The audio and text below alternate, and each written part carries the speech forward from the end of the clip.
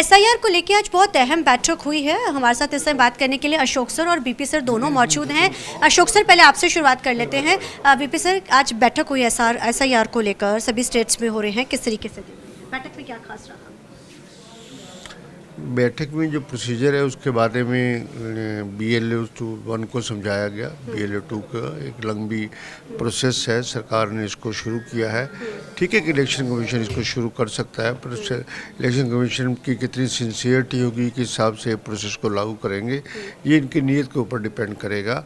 और लंबी छोटी प्रोसेस के 2002 में SIR हुआ था और उसके बाद इन्होंने SIR अब इस टाइम कर रहे हैं और काफ़ी सुप्रीम कोर्ट के डायरेक्शन के बाद ही इन्होंने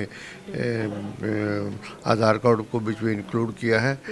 तो थोड़ी सी प्रोसेस लंबी कर रहे हैं इस बात के लिए कि जिन लोगों के ऑलरेडी वोट बने हुए हैं, सब कुछ है, उनसे दोबारा इन्यूमरेशन फॉर्म मांगना, इसका मतलब है कि सारी लिस्ट डी नोवो बन रही है, विच इज़ नॉट रिक्वायर्ड। अब 2002 की लिस्ट के बाद जो इनका नाम 2002 में है, उससे दोबारा किस बात के लिए गन्ना फॉर्म मांगा जा रहा है, ये समझ नहीं आती। उसके बाद की तो वेरिफिकेशन कर सकते हैं गन्ना फॉर्म में, उसके बाद पहले के लिए लेकिन डोर टू डोर जाके भी वेरिफिकेशन कर सकते हैं। पर क्योंकि इतनी लिटरेसी नहीं है कि लोगों को विजिलेंट करना पड़ेगा, कहते जी ऐप पे इस्तेमाल कर लो, ये कर लो, तो लगता नहीं कि ये अच्छी तरह जो सफल SIR होनी चाहिए थी। बंगाल और बिहार के हमारे पास एग्जाम्पल है। इसके बाद ये आखिरी दिनों में वोट इंक्लूड कर लेते हैं, विदाउट एनी नोटिस कर लेते हैं। इस सारी प्रोसेस को रोकना पड़ेगा और अगर ये ठीक तरह नहीं चलेंगे तो हम कोर्ट में भी जाएंगे। सर, क्योंकि पंजाब में भी अब चुनाव होने जा रहे हैं, वहाँ पर कांग्रेस ने साफ कर दिया, विपक्षी पार्टियों ने, कि अगर कुछ भी धांधली होती है तो हम सड़कों पर उतरेंगे, हम पंजाब में नहीं होने देंगे, क्योंकि आप लोग भी कांग्रेस है। या हम क्यों नहीं उतरेंगे फिर? पंजाब उतरेगा क्यों नहीं उतरेगा? पंजाब में तो कांग्रेस आ रही है। हाँ जी, पंजाब हमारी चुनाव दूर रहता है ना, पर SIR के लिए तो पूरी लड़ाई लड़ेंगे, इसमें तो कोई दिक्कत वाली बात नहीं है। तो क्या अब आपने कोर्ट की बात कही है, तो क्या अब कोर्ट ने अगर इंसाफ लिए SIR में इलेक्शन कमीशन काम ढंग से नहीं करता, then we will take the shelter of the court.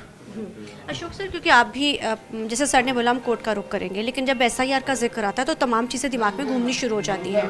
पीछे देखा भी गया कि किस तरीके के साथ, चाहे कहा जाता है कि चाहे बिहार में हुए हैं, चाहे बंगाल में, लेकिन SIR क्योंकि अब यहाँ पर शुरू, हालांकि चुनाव 29 में, लेकिन शुरू अभी कर दिया गया। देखिए, भारत के संविधान में हर 18 साल के बालिग को वोट का अधिकार है और आज हमारा जो ट्रेनिंग कैंप है उसका मेन इशू यही है कि हम चाहते हैं कि किसी की गलत वोट बने ना और किसी पात्र की वोट कटे ना। इसके लिए आज इसका क्या प्रोसेस है, उसके लिए BLA-1 पहले नियुक्त किया, BLA-2 नियुक्त कर दिए गए हैं।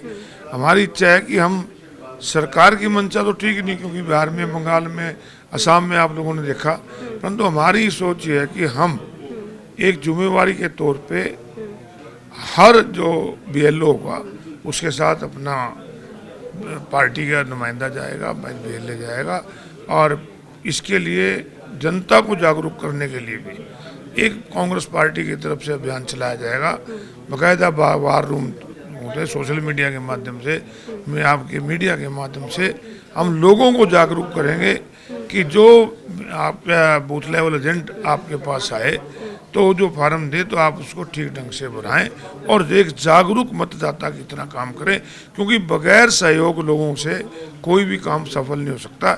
इसलिए लोगों को जागरूक भी करेंगे और अपने बूथ लेवल एजेंट को भी मजबूत करें। सर, कांग्रेस जिस तरीके से भी राज्यसभा चुनाव हुए हैं, सीट पे क्रॉस वोट हुआ, अब नांदल जी की तरफ से हाई कोर्ट का रुख किया गया है, कहते हैं कि जो एक वोट थी वो कटनी चाहिए। हालांकि मामले की अब सुनवाई कोर्ट में होगी, लेकिन आप इसको किस तरीके से देखते हैं? अगर न्यायालय एक वोट नहीं सारी वोटर की रिकाउंटिंग करेंगे तो हमारे ही वोट जो है, जो इन्होंने 29 करी है, वो 32 होगी, बढ़ेगी, क्योंकि गलत तरीके से एक अधिकारी द्वारा रद्द की गई। सर, कॉकरोच पार्टी का बड़ा इस समय ट्रेंड चल रहा है। CM सैनी कहते हैं कि इस पार्टी का कोई लेना देना नहीं, इसका कोई आधार नहीं, लेकिन आप इसको किस तरीके से देखते हैं? देखिए, ये इस देश के युवाओं का गुस्सा है और ये BJP वाले कभी उन्हें पाकिस्तान का बता के, कभी कुछ कह के ये जो इनको हकीकत पे आना चाहिए, ज़मीन पे देखना चाहिए कि लोगों के मन में सरकार के प्रति बढ़ती बेरोजगारी की वजह से, पेपर लीक की वजह से, बढ़ते भ्रष्टाचार की वजह से लोगों के अंदर आज गुस्सा है। और यही कारण है कि